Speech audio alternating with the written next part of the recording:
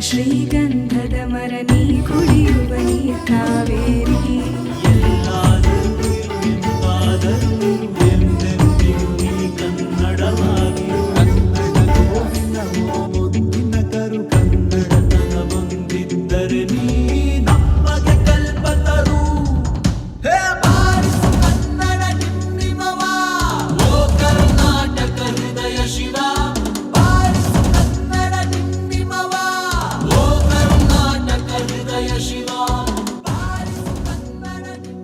ಎಲ್ಲಾದರೂ ಇರು ಎಂತಾದರೂ ಇರು ಎಂದೆಂದಿಗೂ ನೀ ಕನ್ನಡವಾಗಿರು.